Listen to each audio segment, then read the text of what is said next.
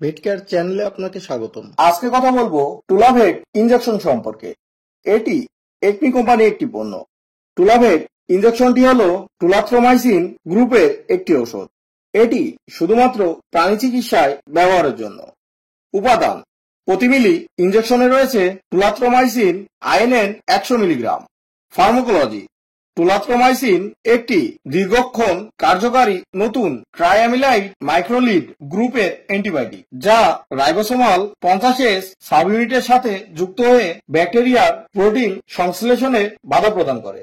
এটি ব্যাকটেরিওস্ট্যাটিক এবং ব্যাকটেরিসাইডাল উভয় কার্যকারিতা প্রদর্শন করে। নির্দেশনা বা কোন কোন রোগের ক্ষেত্রে ব্যবহার করবেন।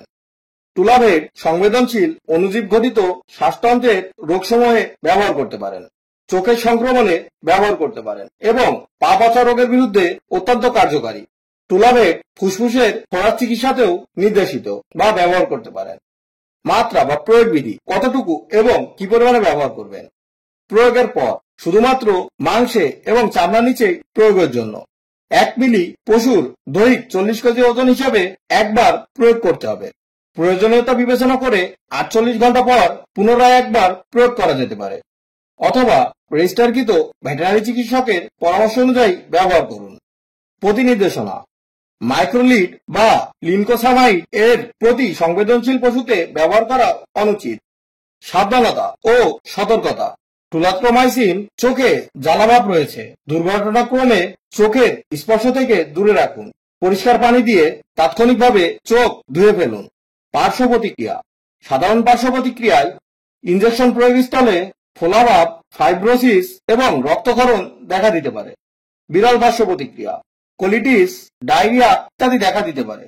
দুগ্ধবতী এবং গর্ভবতী প্রাণীতে ব্যবহার: গর্ভবতী ও দুগ্ধবতী প্রাণীতে ঝুঁকি ও প্রয়োজনীয়তা বিবেচনা করে ইনজেকশনটি গর্ভবতী ও দুগ্ধবতী পশুতে ব্যবহার করা যেতে পারে। ওষুধের মিতক্রিয়া: ওষুধের সাথে ফ্লোরামফেমিকল বা লিনকোসামাইড সাথে টুলাথ্রোমাইসিন একত্রে ব্যবহার এবং অ্যাসিডিক পরিবেশে টুলাথ্রোমাইসিনের কার্যকারিতা হ্রাস পেতে পারে। খাবার ও অন্যান্য সাথে মিতক্রিয়া: খাবারের সাথে কোনো ক্রিয়া দেখা যায়নি। মাত্রাধিক্য ব্যবহার: গবাদি পশুতে মাত্রাধিক্য প্রয়োগে ইনজেকশন প্রয়োগস্থলে ক্ষণস্থায়ী লক্ষণ, অস্থিরতা, মাথা কাঁপানো এবং খাদ্য গ্রহণের পরিমাণ হ্রাস পেতে পারে। এজন্য নির্দিষ্ট কোনো প্রতিষেধক নেই, কেবল লক্ষণজনিত চিকিৎসায় পরামর্শকৃত। প্রত্যাহারকাল: মাংস ওষুধ সেবনের 18 দিন পর্যন্ত খাওয়া যাবে না। দুধ জানা যায়নি। আমার ভিডিওটি যদি আপনার ভালো লেগে থাকে, চ্যানেলটি সাবস্ক্রাইব করুন এবং পাশে থাকা বেল আইকনটি ক্লিক করুন, যাতে নতুন নতুন শিক্ষণীয় ভিডিও পেতে পারেন। ধন্যবাদ।